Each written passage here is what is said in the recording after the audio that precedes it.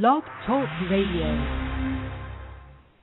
Hello, everyone in the franchise world. My name is Paul Segreto, and this is a special edition of Franchise Today.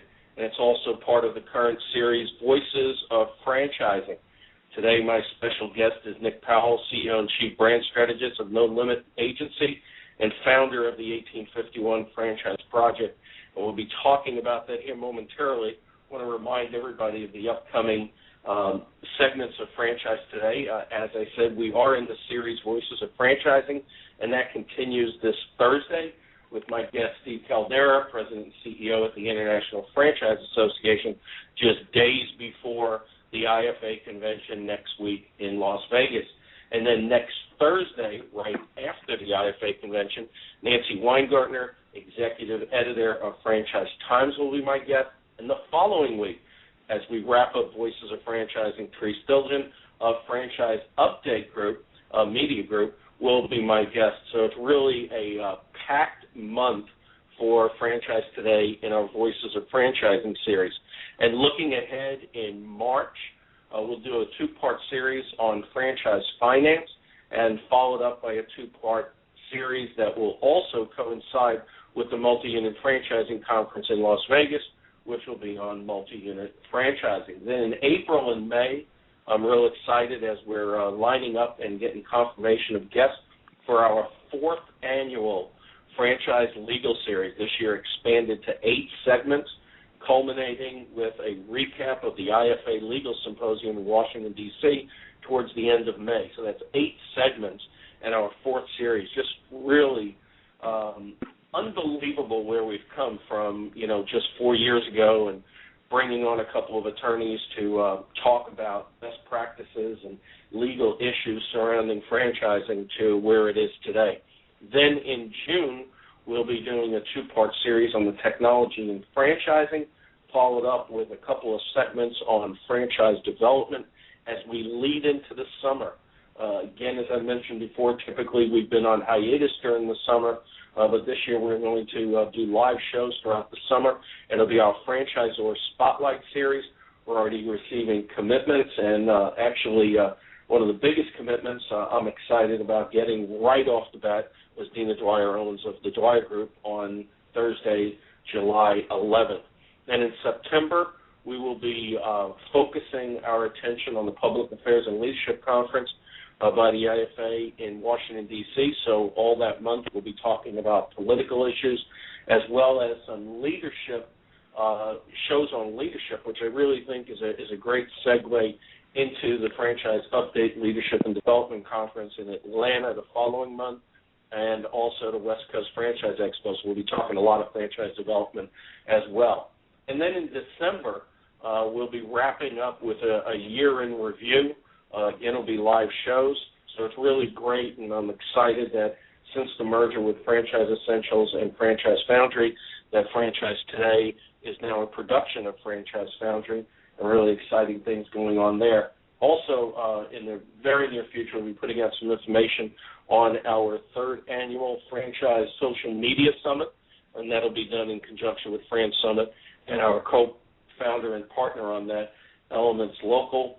And I'm real excited, of course, at our continuing partnership with Fishman PR and Marketing, our strategic partner on Franchise Today and Fran Summit. And as I mentioned, we're doing 50 live shows this year on Franchise Today, and then in addition to that, 6 to 8 special editions. And today is one of those special editions as we had some scheduling problems. Nick Powills was supposed to be my guest last Thursday. I really wanted to get him on the show because 1851 magazine, their magazine is scheduled to go to print for its first print issue in conjunction with the IFA, and I really am excited to have Nick here today ahead of the IFA, and I know he's got a lot of preparation heading into it. So, Nick, welcome to Franchise Today. Yeah, thanks for the invite, Paul. As I said, Nick, we got less than a week to go to the IFA. We always look forward to this event, but I know it's even more special for you with the print issue of 1851 magazine. And talking about 1851 magazine, you launched that several months ago, digital publication, really a wow factor, at least in my opinion, in such a short period of time. It's nice to see such fresh and vibrant information in a tone and a sentiment that, to me, resonates with the younger generation coming into franchising, both from a corporate standpoint, brand standpoint, as well as from the standpoint of franchise candidates. I really think it's a great addition. And, also you have some changes going on at No Limit Media Consulting, now No Limit Agency.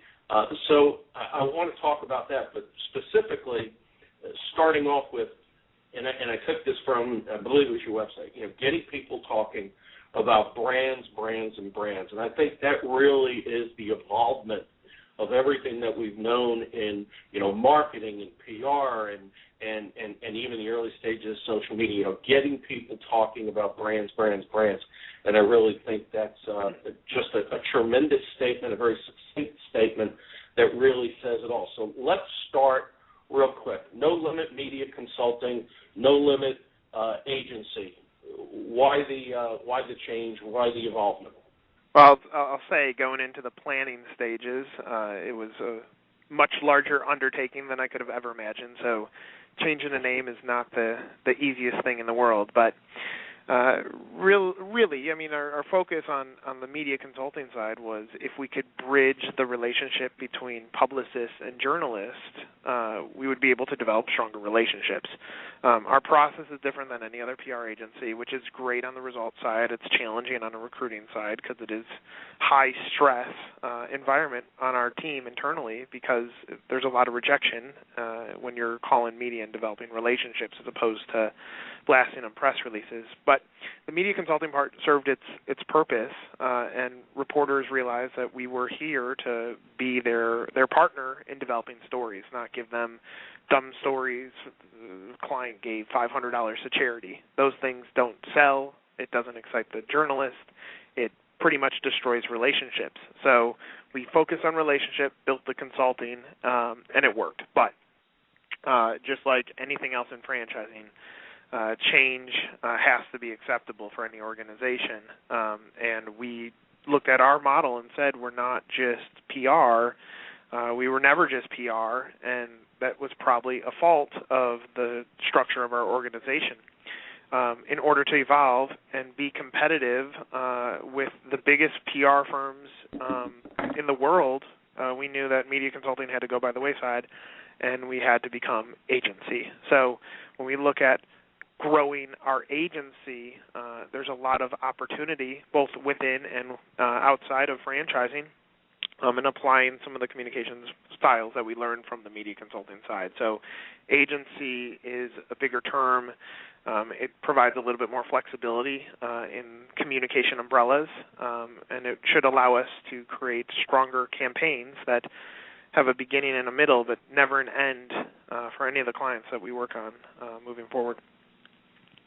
The thing I really found unique and very innovative and certainly very thoughtful was using the term no limit, even when you're a media consulting and now agency. What was the thought behind naming your company No Limit? So I think everybody has a moment in their career where they decide, I'm ready for that next step. And I had that in my previous agency, where I started measuring what were the reasons why I would want to stay long term, and what would be the reasons I would want to go and not be a part of this long term.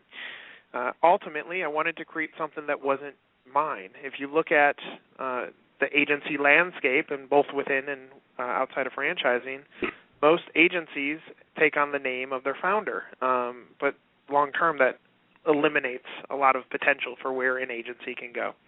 So No Limit on the foundation was built so that over time the energy and the partners that would be evolving within the system would extend outside of me. I don't want this to be Nick's PR agency. It was never about that. It was about producing better results, service, and relationships to our clients And that can't be done with just Powell's PR. It would never work. Right. And then secondly, I can say from a service standpoint, it's tough to find a service provider that will go above and beyond. And above and beyond sounds too cliche, so no limit made sense. And lastly, which this was originally part of the plan, it was going to be no limit public relations because my initials are NLP. So had to find something to create some kind of name that wasn't Powell's. So it's allowed a lot of flexibility for our staff as well as for our clients. And I really think the no limit, I think, was really a neat cornerstone to the evolvement from no limit media consulting to no limit agency, because it really, in my mind, when I saw this, it was the perfect extension of the thought behind there being no limit. We're going to keep evolving. We're going to keep changing, and I really admire that fact. Also, coming from a lot of thought about branding that you and I both have, I thought that was probably kept you up along with a new baby. Congratulations again on that.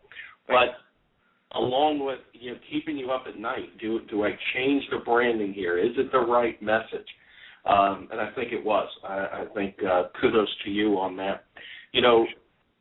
Franchise Essentials, my company, as I said, recently merged with Franchise Foundry. One of the taglines we used was "Sky's the limit" in franchise marketing and development. And when I saw no limit, I thought, damn, that is so good, because the sky's the limit shows that there is a limit. You're showing that there's no limit. And enough on that, because I certainly don't want to just keep flattering you on this, but I am in admiration of the name and the changes that you made, and I think they're great. Well, since the first time that I met you, Paul, I think our mindsets have been pretty aligned in what the potential is for any franchise brand. So while our name may be no limit, I completely believe that you can provide those same services and thought process to the clients that you guys provide to. I appreciate that. And, I come at this, and I've often said that even when I was doing a lot of work on the marketing side, that my entire focus was always coming at it from the franchising side. And that left a little bit to be desired, because I was operating within, certain silos, strictly coming at it from my expertise and background on the franchising side. And I think I'm looking at your website right now, and I see, specific different things. I see PR, I see social media, I see marketing, I see crisis communications, I see a tab up at the top, brand marketing. And I think this is just proof in the pudding that, and I know a lot of the CPAs out there are going to hate this, that these are no longer line item functions in a franchise organization, and probably any type of organization, where, people looked at it and said, well, if I'm going to spend X amount of dollars on advertising, I want to know specifically what my return is. And in today's day and age, with all of this touching on not only consumer proposition, but, for franchise candidate lead generation, but also how it relates to customer service and the customer experience and operations and training and communications throughout the organization and beyond the organization. I mean, it really is something that has evolved, again, using that word evolved, into something that's all-encompassing. And to me, franchise organizations haven't already latched onto it, but at least planning on latching onto it. In my estimation, they're going to be left in the dust. What's your thoughts on that? Well, here's a reality. If you take 99% of franchise brands that exist, and you look at their communications, and let's put it in simplistic terms, you got PR, you got social, you got marketing, and you got advertising, where those are going to be your main channels for outbound communications. And you can find ways to fit pretty much anything under each of those umbrellas. But 99% of brands point them up in the same direction, but rarely identify the target that they want to hit. So when you silo your communications into those four umbrellas, you're spending money in each area, but maybe just barely grazing that pinpoint that you're going after. So what I'm seeing is smarter brands are finding ways to evolve the way that they communicate, and those are the ones that are going to thrive. So if you have a new product that's launching and you build a social campaign around it to crowdsource to let your fans name that product, and now you direct your marketing to talk about naming the product and the fact that you're growing throughout the United States, and then your advertising ties that up in a nice little bow and distributes it out there. Now, PR is talking about it. Social is the top of the umbrella. Marketing and advertising are working together in that form. In those scenarios, that's where you get the strongest ROI. The reality is, I think a lot of franchise development folks love the heyday of the portals. They worked fantastic. I could put my feet up on the desk and watch leads come in. And there's still leads that trickle in, but the reality is not one thing works.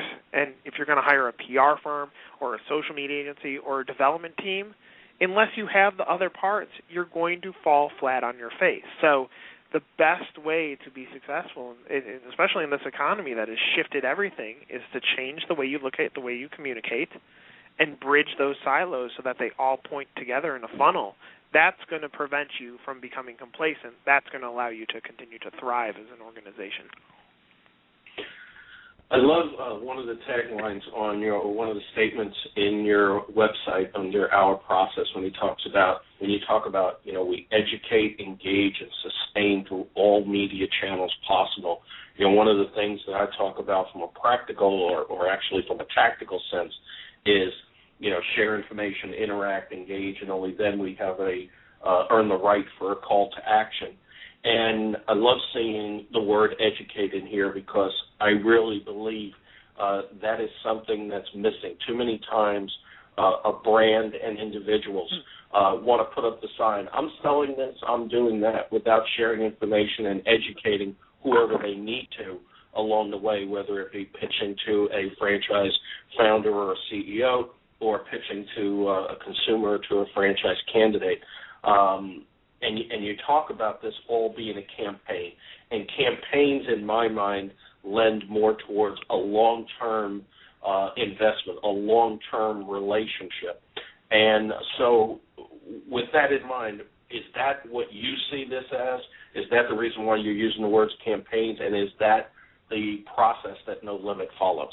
Oh, absolutely. I mean, it's not, you can fire up as many darts at a dartboard as you want and hope something sticks, but that's not a cohesive approach. It's not a campaign. You're not campaigning to hit a bullseye. When I look at the way communication should be, it should be a beginning and a middle, and then how do we continue and make it another beginning? And that's a campaign. Campaigns are constant relationships. You look at a presidential election. When a president is elected, he doesn't just stop at 4 years. He's been campaigning the entire time to get another 4 years, and then he's campaigning to get a book deal and a nice presidential library and everything else that happens. The campaign continues on and on and on. A good campaign does. So if you want to build a successful communications umbrella for your organization, you can't just do one-off projects. You can't just bank on one moment making you all the money in the world. It's got to be a cohesive approach that campaigns towards really a collective finish point, not a finish line. It's cliche, but everything in development is not about a sprint. It's a marathon, and probably the marathon continues going and going and going. And that's the way you got to look at it. And I know everyone wants the get-rich-quick scheme or some magical tool that you wave your wand and I sold 50 franchises. It doesn't work anymore. Even if you have the hottest concept in the world, you're not going to be able to wave that magic wand and make something happen. You have to have multiple moving pieces in order to be successful. Yeah, I think a lot of times they look at that magic wand, or as I refer to it, as that silver bullet. Because they think it's easier, it's less work. Let's just jump at it, fire it, wave the wand, and our problems will be resolved. And the ones that have really taken to the philosophy that it is truly a marathon, along the likes of Steve Greenbaum at Postnet, and as he discussed as we opened the year in our marketing series, it's a long haul. It's a long haul, and what I really admire a lot about founders and C-level executives like Steve Greenbaum, and what really impressed me was how there is no start and finish for him. It's start and keep going, and then keep going and keep going. And he was the one, he's in the first row at the leadership conference in Atlanta taking notes. And you look back and you say, how could anybody be more successful in franchising than him? Certainly he's in the top 1%.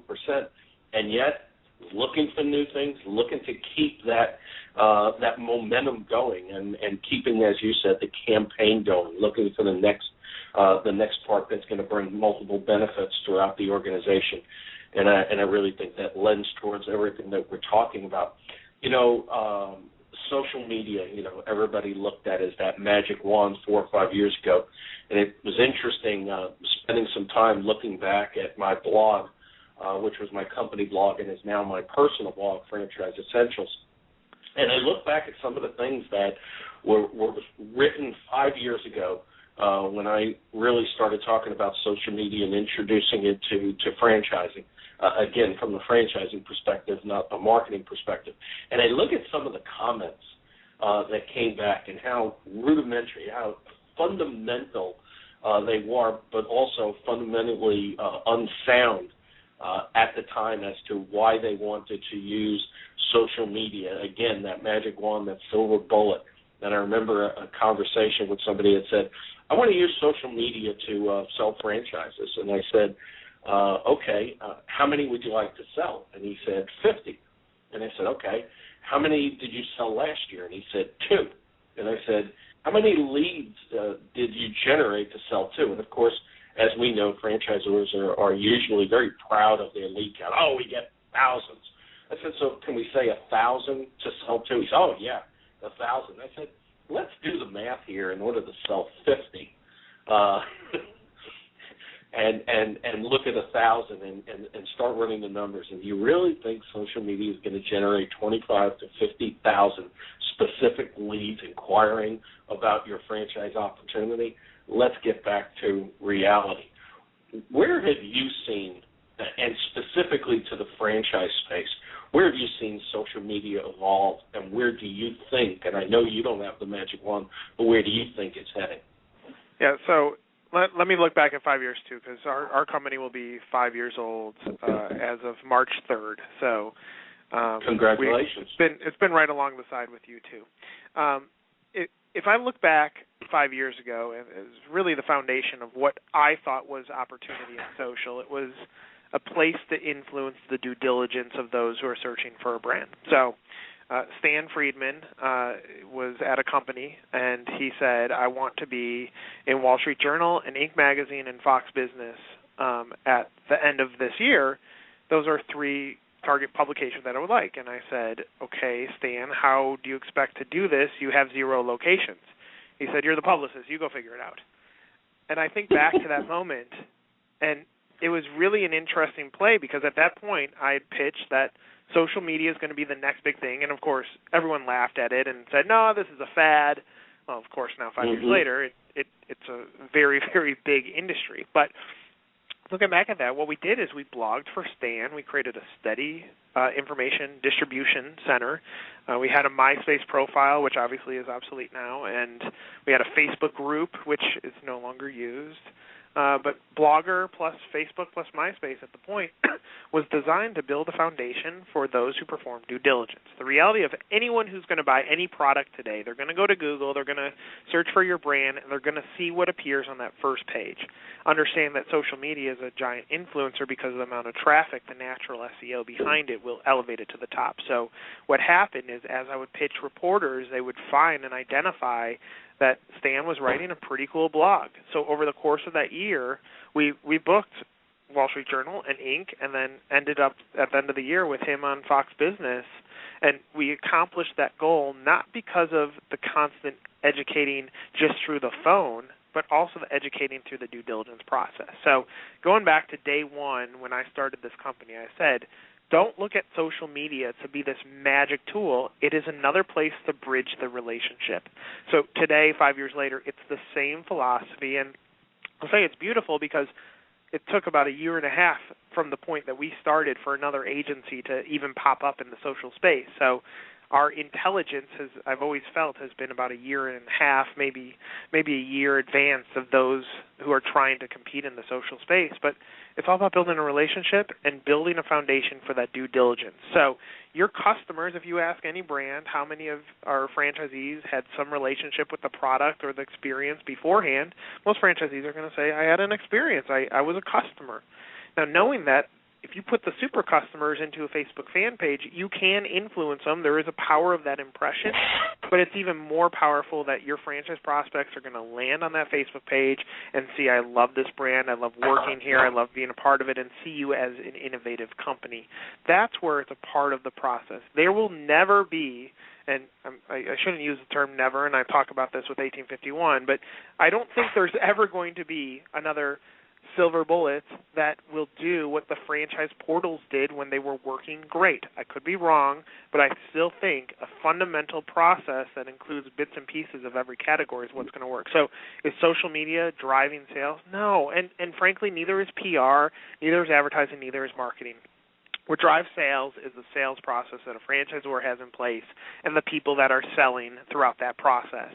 I can get you all the leads in the world. You get 100,000 leads, great, or the client that you're talking about that gets 2,000, awesome, but you've awarded 2. That means something didn't work, whether it was financing or they didn't line up from a relationship standpoint, something didn't work. Social will not sell you a franchise, you will. It's about people selling people. That's all this is. It's a people relationship business. You're encouraging someone to invest their life savings into your company. You're not going to just sell them off of social media. You might be introduced to, but you're not going to go be able to say, I sold 20 deals off of social media. It doesn't exist. There's other pieces to that puzzle. Yeah, I absolutely agree. And I often say in that scenario of 2 sales out of 1,000 was probably the 2 sales that dropped in your lap because your sales process probably eliminated the ones that you probably should have sold. And I definitely believe that franchisors have to spend ample time in developing the process, but not just developing it, fine-tuning it, follow up on it, hold people accountable, hold the system accountable every step of the way. And too often than not, it's just easy to look for that silver bullet that will drive any type of proposition, whether it be consumer or franchise lead generation. We're on a special edition of Franchise Today. My special guest is Nick Powills, CEO of No Limit Agency and founder of 1851 Project, which now is becoming a print magazine. Just want to finalize some thoughts on the social media aspect. Nick, where do you see social media going? We know by now it's not a fad, even though there are still some naysayers out there. But before I get to that, I did want to bring up one more point, because you mentioned about starting a relationship with individuals, getting them exposed to the franchise concept, and social media is just another way of delivering that information and creating that relationship with people, whether they decide to buy the franchise or to do business with a certain business, and franchising, obviously, the franchisee locations. And just recently in LinkedIn, somebody had put up a statement, a response to a question, and I think it had to do with social media being a silver bullet, or actually it was a discussion that I started and said, trying to draw out the people that thinking it was a silver bullet, and obviously it's not. And this one person had indicated social media, franchisors have no right putting any type of franchise development messaging in social media. That should be a totally different function. And I kind of draw them back in the day when Subway, the largest franchise today, started their franchise development efforts. And I remember on the cup and on the napkin was, for franchise information, call 1-800-SUBWAY or whatever it was. And, to me, social media is not anything different than that. People coming in, they experience a positive experience. They're interested in it. As you said, they have an experience with the brand and the business, and then they explore for more information. And just like those napkins and cups were collateral material, obviously not of the same value as social media is, but to me it gives, the franchise candidate today the opportunity to virtually stand next to a brand and see how they deal with relationships, how they develop relationships, how they strengthen relationships. They can virtually stand next to the brand and see how they interact with customers, how they're interacting with franchisees, the type of information they're sharing to go along with the philosophy of share, interact, and engage in conversations. So I really believe, what you're saying is spot on. As you said, we have a lot of the same thoughts. We're aligned a lot in that entire thought process and how it relates to franchising. But I think the one thing that I want to ask you, and it's kind of an off-the-cuff question, but as we know, a lot of suppliers and service providers that look at franchising as a great way to develop their business or to further develop their business. A lot of people in the franchise community kind of keep them at arm's length. And for several years, if not more, before they finally have, quote unquote, earned the right. And a lot of people look at it and they say they don't understand franchising. And I'm sure that might have been some of the thought process when you started. And obviously, listening to you today, and you're talking about franchise sales processes, and you're talking about you commonly refer back to the franchise system. What do you say to the people that might have said about you at the early stages, and maybe, and I'm not saying this is the case, but maybe have the same thought process that you don't have enough experience in franchising? What do you say to those naysayers at this point? Well, I mean, I understand it. Listen, franchising is a good old boy network. No matter how you twist it, there's a political aspect to the community. The more political you are, the better opportunity you're going to have. If I were a new supplier trying to break into this, I would be completely frightened. You walk into this room, maybe you exhibit at IFA, but you have so many people that are only pushing their favorite suppliers all of the time. I don't think that's the best way to do business. I think the best community would be one where, okay, here are the agencies that rep this, here are the development people who rep this, here are the marketing people who rep this, and figure out who fits best for the business. It still is about relationship, and I completely understand that. But those who don't have franchise experience are going to have a really tough time breaking into this industry because of the foundation that's already built. It amazes me that really there are 4 core PR firms in franchising, and you have a few little small ones that are trying to tip in, and some may be successful. So let's say 5 years from now there's 6. There's 6 PR firms for 4,000 supposed franchisors. That's not enough. So the reason that has never changed is because of the politicalness that exists. There should be more. Every franchisor should have access to the best practice knowledge that exists. So if I'm a new supplier, I'm scared. I'm nervous going into this field because it is such a tight network that it's tough to break in, and it's tough to start getting referrals because of that old boy network that exists within franchising. Yeah, absolutely so. So we're 5 days, 12 hours, and 8 minutes away to the print issue of 1851. Tell us a little bit about your vision with 1851, and let's start off specifically with what does 1851 mean, because I really found that a very interesting bit of information. So why don't you share that with our listening audience? Yeah, so 1851, and everyone has different stories, so there's going to be arguments on every side. Some suggest that McDonald's was the first franchise, but every bit of information that I have found through extensive research points to Singer Sewing Machines as being the first franchise in 1851.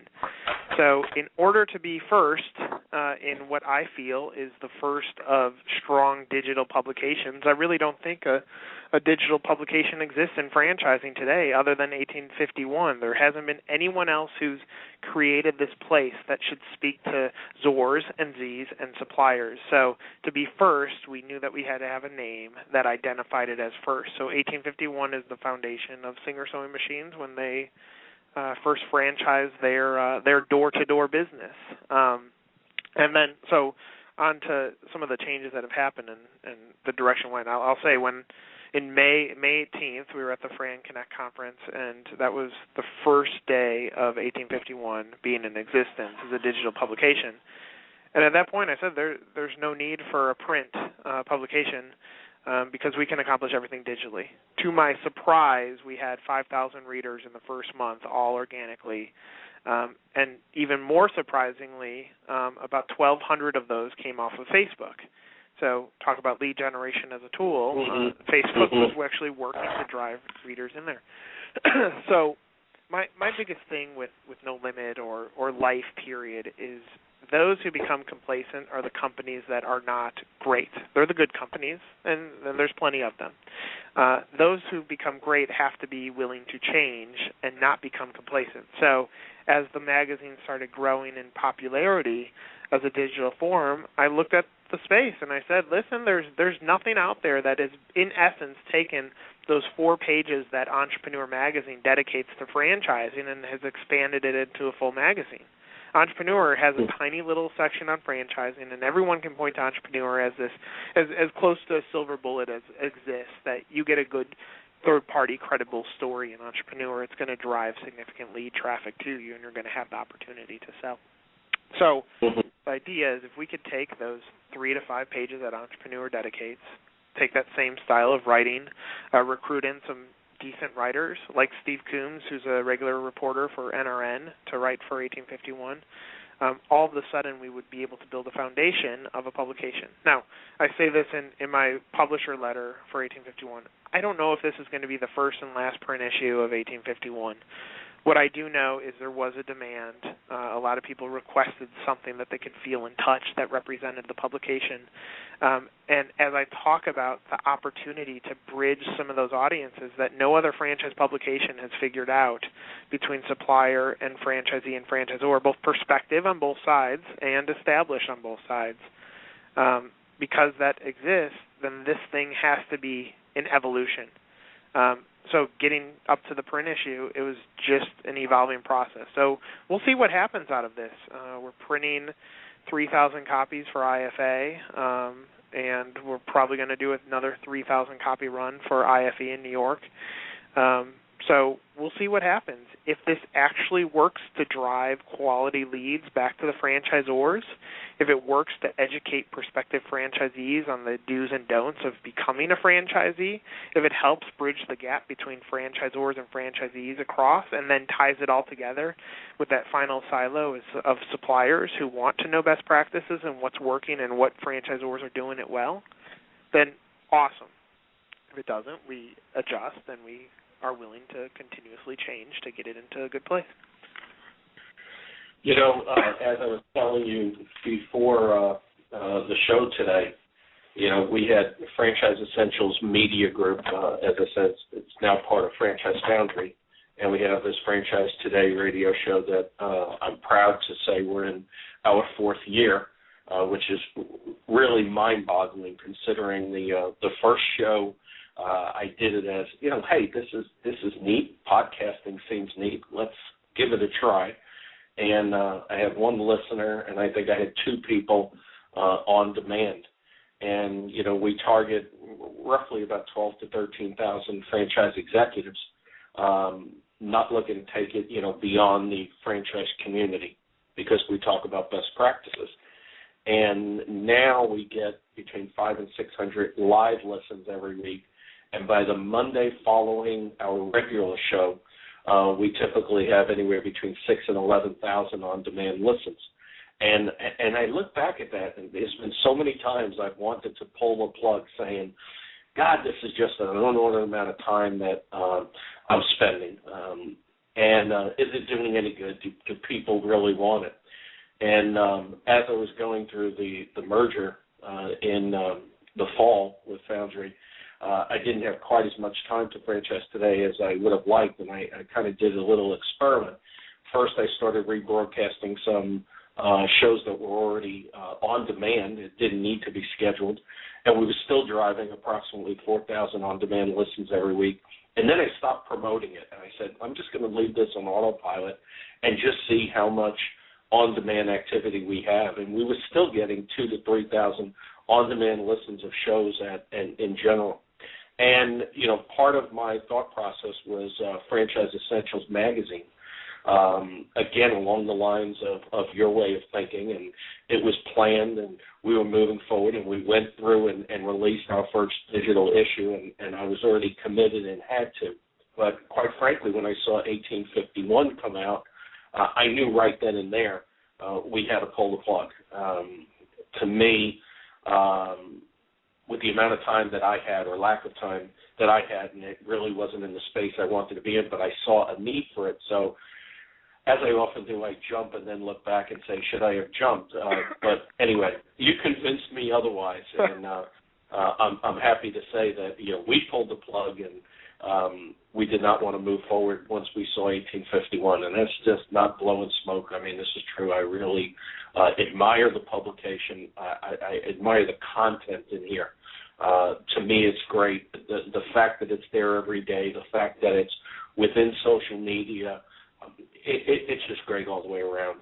Kudos to you and your team, because it's not just something thrown up. There's a lot of thought behind this. If anybody has yet to go on at 1851project.com or through Facebook, you got to spend some time on this. There's so much there. I don't even know how you have time during the day to even watch this, because, like I said, it's not a start-stop. I mean, this is an involvement. Every day there's something new and improved on here that resonates. And, again, kudos to you and your staff on that. I appreciate that.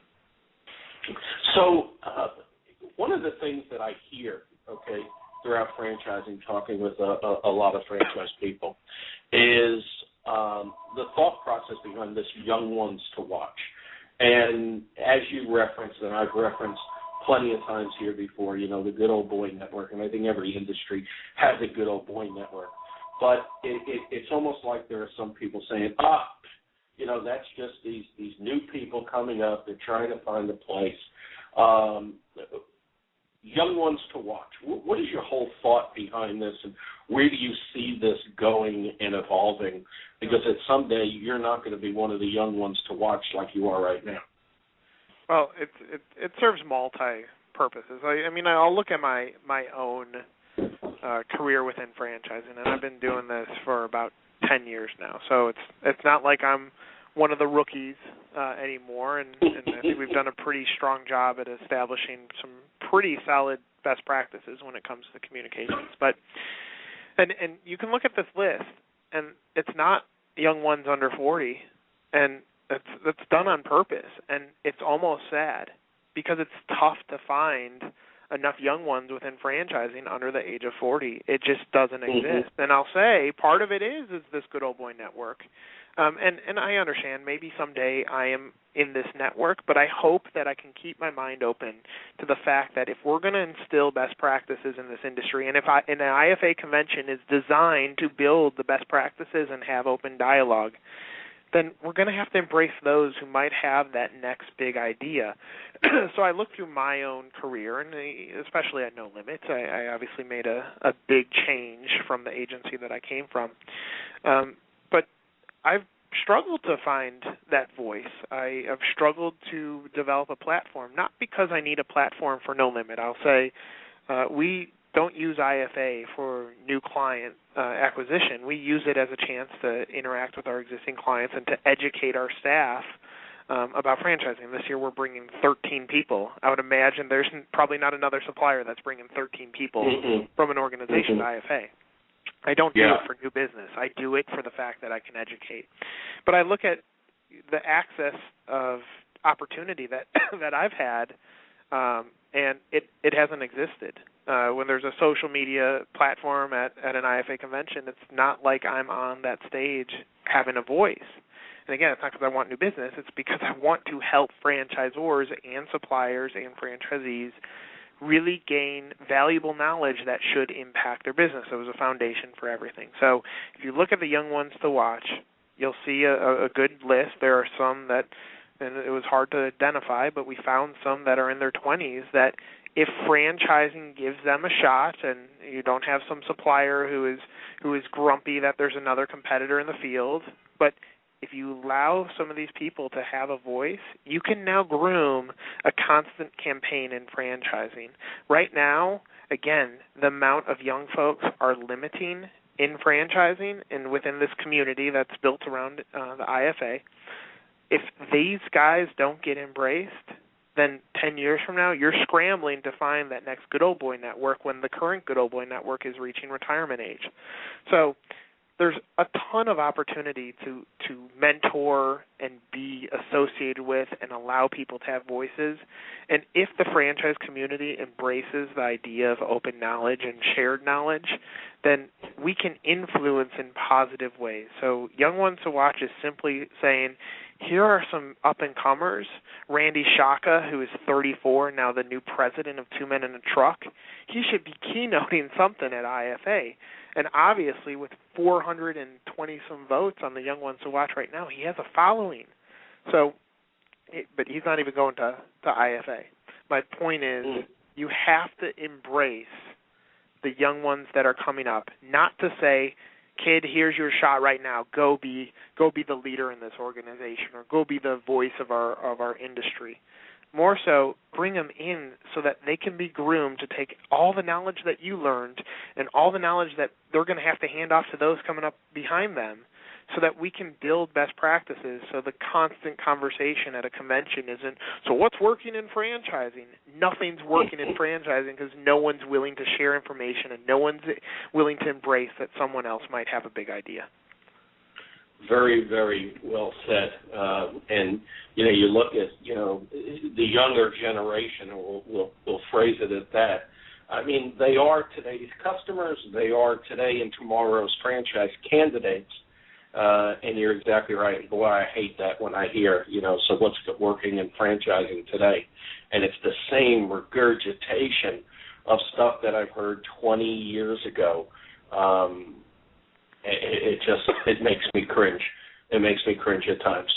So, and I guess, one of the things that maybe we talk about is maybe it shouldn't be young ones to watch. Maybe it should be ones to watch, because I think there's a lot of us that are in this middle group, and you're closely closing in on that with solid experience in the industry, no longer as one of the young ones to watch just by sheer experience, and certainly not part of the good old boy network, and you're in between. And I like to put myself in that category too, because even at 55 years old, I try to think back and I try to grasp onto, technology and what the millennials are thinking, from a consumer standpoint, from a franchise candidate standpoint. I mean, God, we see time and time again online now, should somebody go for an MBA or just pack that money and invest in a business? I mean, these are real things that are occurring in society today,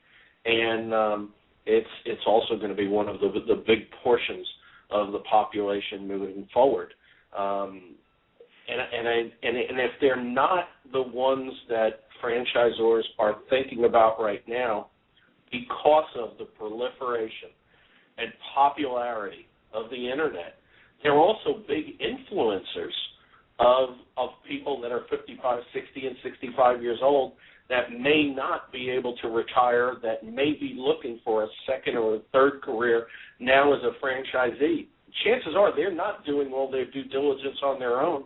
It's probably these young people that are giving them a lot of help because they're the ones working their way through all the online activity and understand it all and are bringing it to the table. At least that's what I'm seeing. So, again, kudos to you on 1851. I love the tagline on it, brands don't sell stories. We do. Let us tell yours.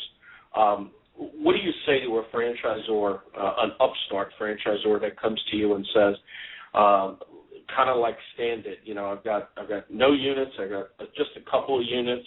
It's a big world out there. How can you help me? Yeah, and Paul, let me answer that in a second. Let me just address one other thing. I think you're completely right, and I'm glad that you said what you did about the young ones. It should be the ones to watch because there is a middle category of great minds that don't have the ability to have a voice for X, Y, and Z.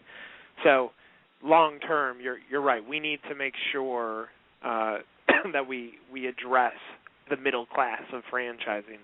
And I appreciate those comments. That's very powerful comment. Yeah, to that, thank you. And to that point, I mean, I feel the same way when I hear about whether it be an ethnic group or a minority, whether it be about women, and they always want to classify it with,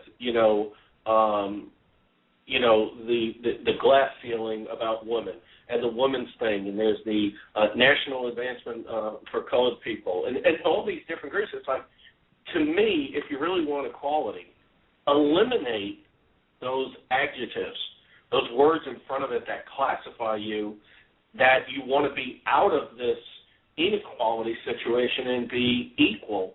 To me, let's do it based on your experience, your passion, your drive, and your success.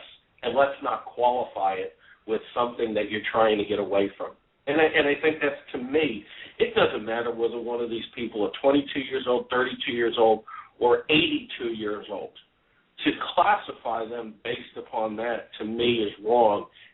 Look at what they've done and what they bring to the table. And I think that's exactly what you're trying to do here as well. Yeah, and I appreciate those comments. I actually just wrote it down that, again, 1851 is not a set in its way mentality. It's an evolution of ideas. So that's something that we would happily address in the future. So the upstart franchisor comes to you and says, Nick, with all you've got going on, I see this. I think I'm too small for Fox Business News. I don't know if my brand is suitable for 1851 and all that you're doing. How do you respond to them in what must be just an overwhelming position for startup franchisors to be in today? Yeah, absolutely. If you go back to what No Limits Foundation is, and you hear brands, and getting people to talk about brands, the most important term or word in that entire area is people. The reality is the smallest brand still has a very, very powerful people story behind it. We had a tax preparation client, and I use this as an example all the time, that the guy had one location, and he wanted to be in the Wall Street Journal, and everyone wants the big placement. It wasn't about his tax preparation franchise. It was about the fact that he was willing to get on his bicycle and ride Brooklyn to identify the perfect location while becoming a part of the community and being one with the people. So a startup brand, let me tell you, brands don't sell brands. You think of Dos Equis, a failing beer company, until the most interesting man in the world told us to go drink his beer. No one drank the beer. You think of Dave Thomas. Everyone loved Wendy's. Dave Thomas dies. Wendy's pushes building and product, and sales go down. Now they're reintroducing Wendy. You look at KFC. Every great brand, you can identify a great person behind it, and that's the foundation for why you're going to get press.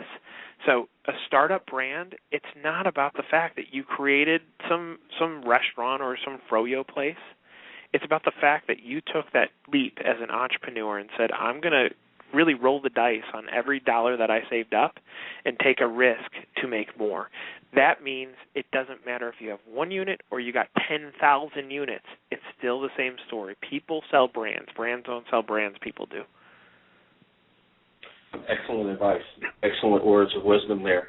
So looking at this as we're getting to the top of the hour, we're in a special edition of Franchise Today, and our special guest is Nick Powills, CEO of No Limit Agency and founder of 1851 magazine.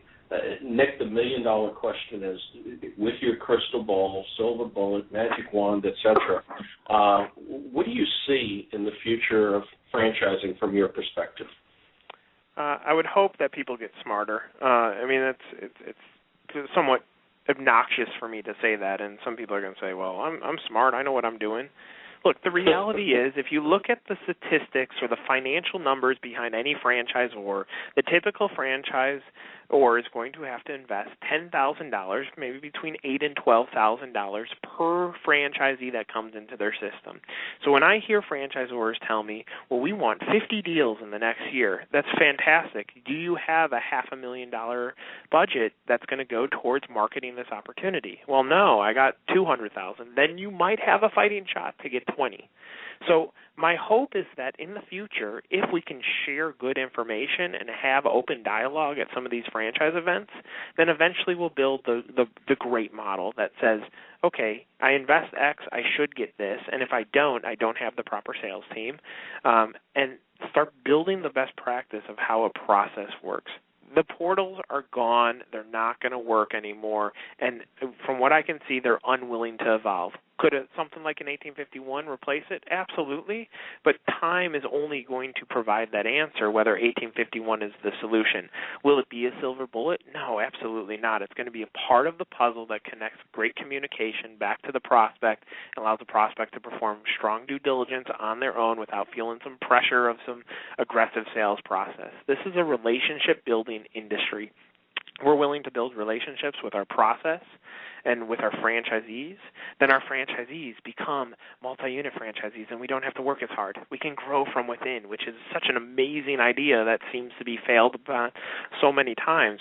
Why go and try to get a big buffalo when you can create the buffaloes within your own organization? So long term, nothing's going to happen that's going to be magical. I can promise you that the remarkable moments don't exist because it's too crowded, there's too many franchisors, and everyone thinks that owning a restaurant is sexy when it's probably not going to make you money unless you own 3 of them. So with all those perceptions being realities, nothing's going to change drastically, but hopefully a little bit of change and evolution in the way that we think and share information as an industry, especially as some of these old boys start retiring and getting out of the way. Maybe there's a fighting chance that franchising turns things around in the way that we look at development and how that ties back to all the silos of marketing and communications. Very well said, and I agree. Definitely franchising is about relationships, and as I say to some franchisors, because I often hear, well, we treat franchisees like family, and I say, well, then I really don't want to be part of that family.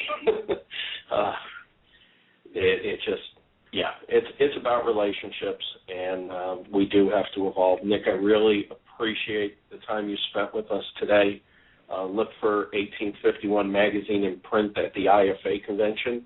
I look forward to seeing you and your team, and I'll tell you, you're right. I don't know of anybody bringing as many people to IFA as you are. Again, that just shows your commitment to your company and your team. I mean, that to me is a tremendous message to your team, willing to bring them with you. Too many times I hear, we're just bringing, or just myself is going, maybe one other person, and not extending it to the team. That's a tremendous message you're sending to your team and to others in the industry as well. And I look forward to seeing you there. Yeah, I look forward to seeing you there too, Paul. On Thursday, we have Steve Caldera, President and CEO of the IFA, and as we continue the Voices of Franchising.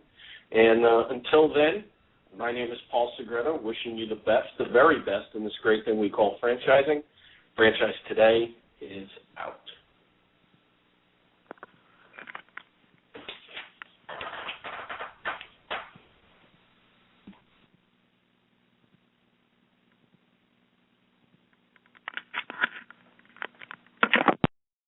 When you're part of a military family, you understand sacrifice and support.